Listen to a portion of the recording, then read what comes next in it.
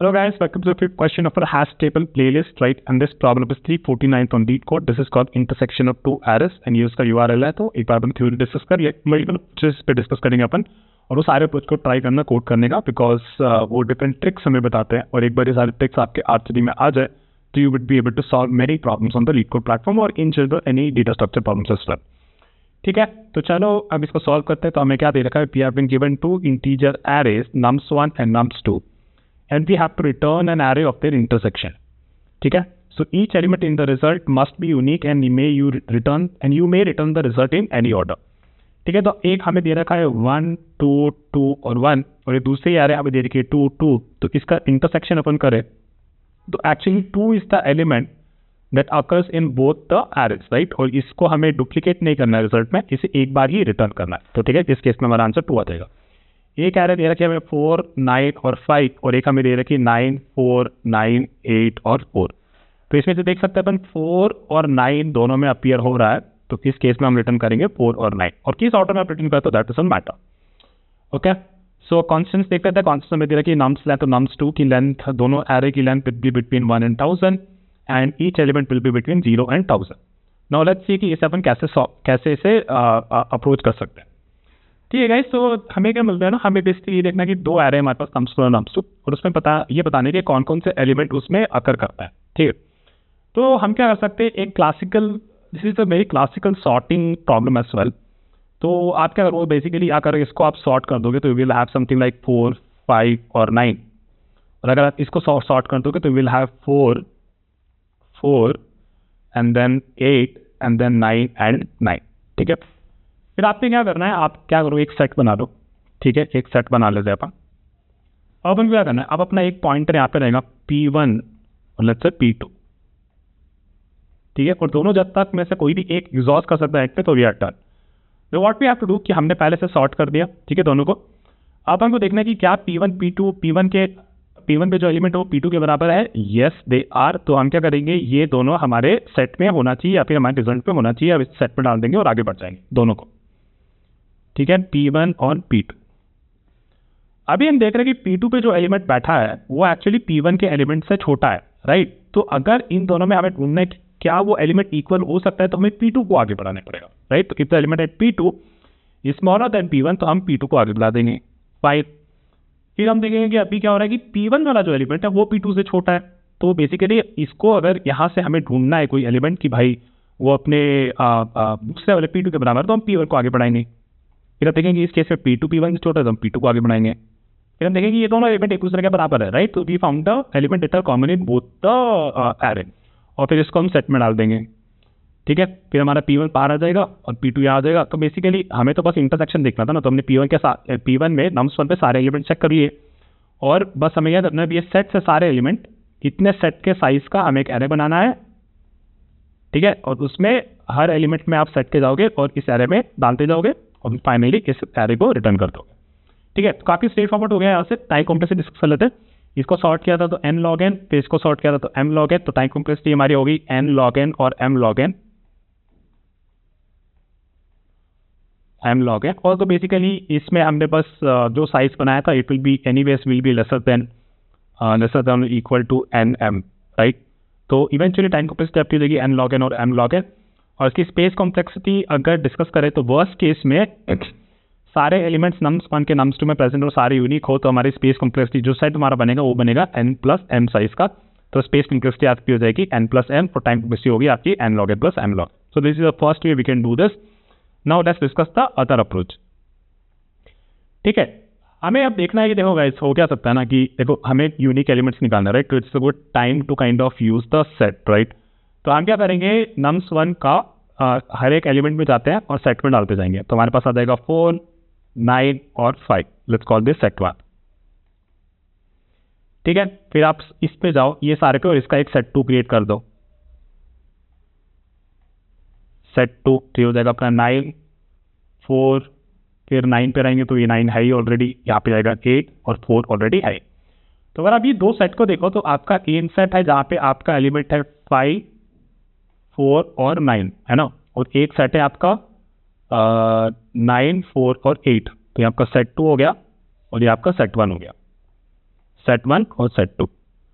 So all we have to do here is कि हमें बस अगर इन दोनों का इंटरसेक्शन निकालना है, तो there is a way in Java that you can do that. So basically आप ऐसा करते हो set 1 dot retain all from set 2.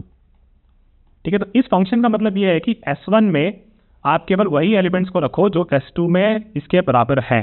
ठीक है, मतलब S1 के वो सारे एलिमेंट्स जो S2 में है उसे रख लो और बाकी को डिस्कार्ड कर दो. तो इसके इसमें 5 डिस्कार्ड हो जाएगा और फिर हमारा सेट 1 जो हो जाएगा दैट विल बिकम 4 and 9. ठीक है, अब अपने क्या करना है, अपने को इसी एरे के साइज का, इसी सेट के साइज का एक एरे बनाना है और इसमें हर एलिमेंट के ऊपर जाएंगे और इसमें फिर डालते जाएंगे और फिर फाइनली हम इस एरे को रिटर्न करते हैं.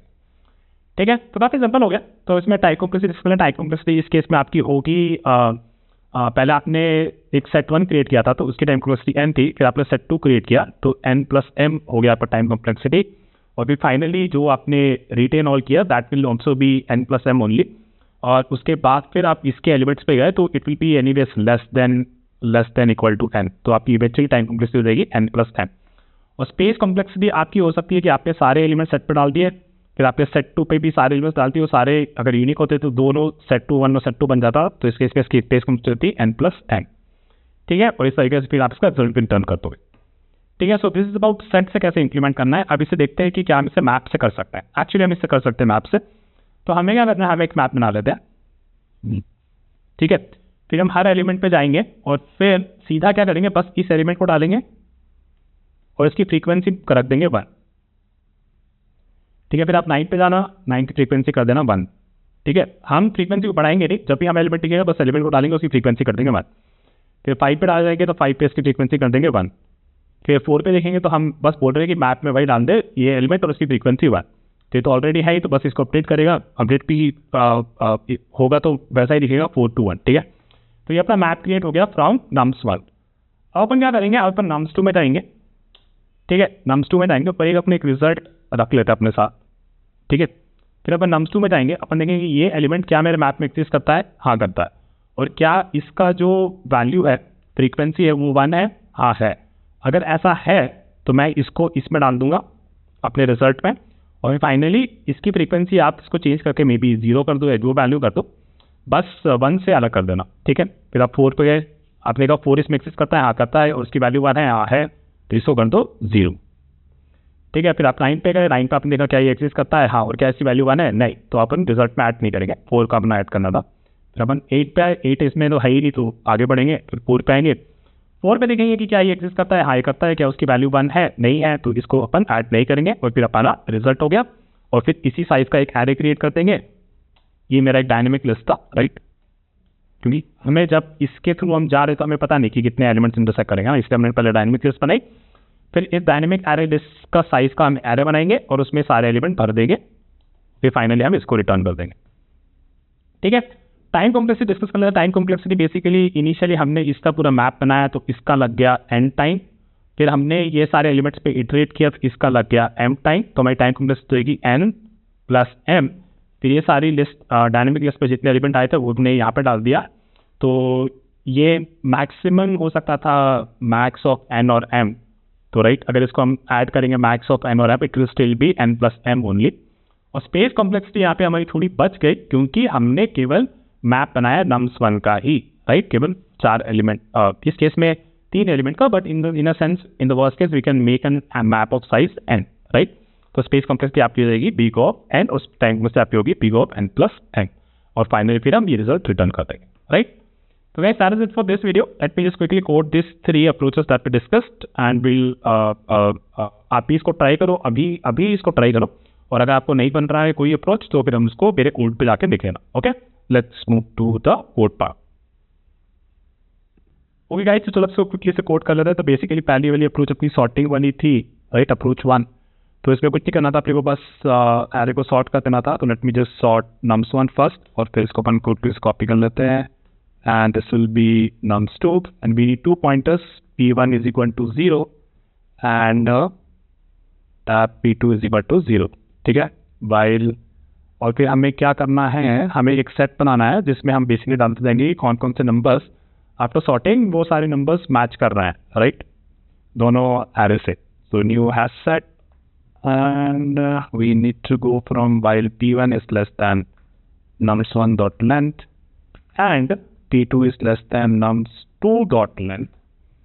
ठीक है, we see कि अगर nums1 में p1 का वैल्यू nums2 के p2 के बराबर है, इसको अपन ऐड कर देंगे nums1 का p1 करो या कोई भी करो, it's the same, and then p1 plus plus and then p2 plus plus, right? Even though we found duplicates at the same time, like 4 sort करने के बाद nums1 में 4 था और nums2 में 4 था, तो सेट हमारा उस यूनिक को मेंटेन कर लेगा क्योंकि वो एक बार ही ऐड करेगा, मतलब ठीक है एक ही बार ऐड करेगा. और फिर हमें देखना है कि if this thing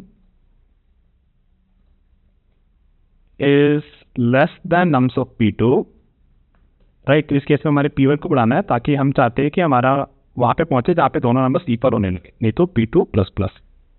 ठीक है, तो ये हमारा काम कर देगा और हमें इस सेट में हमारे सारे यूनिक नंबर्स आ गए जो कि दोनों नंबर्स और नंबर्स में एक्सिस्ट करते हैं. तो हमें क्या करना है, बस हमारा एक रिजल्ट बनाना है new int of set dot size का, and all we have to do is go through all number in the set और फिर रिजल्ट के आई में वो नंबर डालते जाओ पर और आई को इंक्रीमेंट करो. लेकिन आई कहाँ है, आई तो बनाना पड़ेगा ना, तो int i equal to 0 and then finally all we have to do is return the result. काफ़ी सिंपल था, इसको डीबग करने की ज़रूरत नहीं है. अभी मैं इसको रन कर लेता हूँ और सबमिट कर दूंगा जल्दी से. इसको आप खुद भी ट्राई कर लेना कि क्या किया है मैंने यहाँ पे. I paste it in my notes. तो ये चल गया अपना. Let me quickly copy this and put it in my notes. This is the approach 1. Nice, ठीक है. Let's now try the approach 2. तो अप्रोच 2 में क्या करना था, अपने को दो सेट बनानी थी. एक integer set 1 equal to new hash set, ठीक है, और एक हमें सेट बनानी थी सेट 2 और this is new hash set. ठीक है, और अपन क्या कर रहे हैं, बस पहले जो भी nums1 में है नंबर्स वो सारे हम सेट 1 में ऐड कर दे रहे हैं. ठीक है, और दूसरा जो नंबर्स हैं वो सारे हम सेट 2 में ऐड कर दे रहे हैं. So nums2 adding it into set 2, राइट. एंड देन वी सेट कि सेट 1 में एक फंक्शन होता है retain all, right. Basically what it does is कि वो सेट 1 में सारे एलिमेंट्स देखता है, फिर सेट 2 में सारे एलिमेंट्स देखता है, और वो देखता है कि सेट 2 के कौन से एलिमेंट्स हैं जो सेट 1 में भी हैं और उसको बस सेट 1 में रख देता है, which is what we want, right. And then finally we want to store all this thing in the result which is in set 1 dot size. ठीक है, और फिर हमें क्या करना है, बस हर नंबर में जाना है सेट 1 के और रिजल्ट के आई में वो नंबर स्टोर कर देना है और फिर हमें अपना आई भी बढ़ाना है, right. And then int i equal to 0. जैसा मैं ज़्यादा डिबग नहीं कर रहा, काफ़ी इजी प्रॉब्लम है सारे, but this would give you a good essence of how set and all are used, right, set and map. Let me just run this quickly and it works. Let me submit it and it works, right. Let me just copy this and paste it in my notes. इसको थोड़ा extend कर देते हैं. ठीक है, तो इसको अब रिफ्रेश करते हैं और अब अपना मैप वाला सोल्यूशन इसको that is the approach 3, right. So approach 3 में हमने बोला था कि हम एक मैप बनाएंगे. Map is equal to new hash map. ठीक है, फिर हम हर नंबर पे जाएंगे हमारे nums1 में और मैप में डाल देंगे बस map dot put n with value 1, right. This is basically saying कि कौन कौन से नंबर्स nums1 में प्रेजेंट है. फिर हमें क्या करना है, फिर हमें हर नंबर में जाना है nums2 के और हमें चेक करना है कि क्या मेरा मैप कंटेन करता है इस नंबर को एंड उसका जो वैल्यू है इज इट 1 और नॉट, राइट. तो अगर प्रेजेंट होगा तो उसका वैल्यू 1 होगा और जिसको हमें एक रिजल्ट में ऐड करना है डायनेमिक लिस्ट में. Let me call this answer is equal to new array list, ताकि एरे लिस्ट से जब हम रिजल्ट पे जाए तो we can use the index operation to get the number at any point in constant time. ठीक है, तो ये गेट अगर 1 है तो हम क्या करेंगे, मैप में बोलेंगे भैया अब इस नंबर का फ्रीक्वेंसी तुम कर दो 0 और हमारे आंसर में इसको ऐड भी कर दो। ठीक है, ये हो गया। तो हमारे आंसर में वो सारे यूनिक नंबर्स आ जाएंगे जो कि नम्स 1 और नम्स 2 में है। इसके बाद फिर हमें एक रिजल्ट, क्योंकि हमारा आउटपुट एक्सपेक्ट कर रहा है कि एक इंटीजर एरे हो, तो we create a result is equal to new int of size answer, right, and then int I is equal to 0. The same thing we are doing for int, not int, or int, not int. Actually यहाँ पे करने की जरूरत नहीं है, या तो आप while loop यूज कर सकते हैं या फिर ऐसा भी कर सकते हैं। For int I is equal to 0, I less than answer dot size, and then I plus plus, and then we have to say the result of I is equal to answer dot get I. ठीक है, order matter नहीं करता, and finally we'll return the result. Let me just run this quickly. And वाह, चल रहा है, इसको submit कर देते हैं। It will work also. काफ़ी ईजी सा प्रॉब्लम था, तो मैं इसको हर एक चीज़ को बता नहीं रहा कि कोई इनपुट के लिए कैसे वैल्यूज चलेगी। अगर आप इंटरव्यू पे इस चीज़ को कर रहे हो तो इंटरव्यू में डेफिनेटली आपको एक्सप्लेन करना पड़ेगा कि आंसर में क्या आएगा। 2 नम्स 1 और नम्स 2 एरो उठा लेना फॉर ईच अप्रोचेस, और फिर बताना कि कैसे आपका मैप बन रहा है, राइट, एंड देन कैसे आपका ये डायनेमिक लिस्ट बन रही है। फिर आप कैसे नम्स 2 के बारे में चेक कर रहे हो कि वो की कंटेन करती है कि नहीं, और उसका प्रेजेंस है कि नहीं फॉर 1, राइट। अगर है तो हम उसको क्या करें, बस सेट कर दे रहे 0 से, ताकि वो अगली बार फिर अगर वो नंबर एक्सेस करता भी है डुप्लीकेट टाइम्स तो वो इसमें नहीं आएगा। ठीक है, और फिर हमारे आंसर में ऐड कर दिया, और फिर हमने डायनेमिक लिस्ट से फिर हमने क्या किया, हमारी रिजल्ट एरे में डाल दिया जो कि हमारा आउटपुट एक्सपेक्ट करता है। Done. Okay, so let me just quickly copy this and paste it in my notes.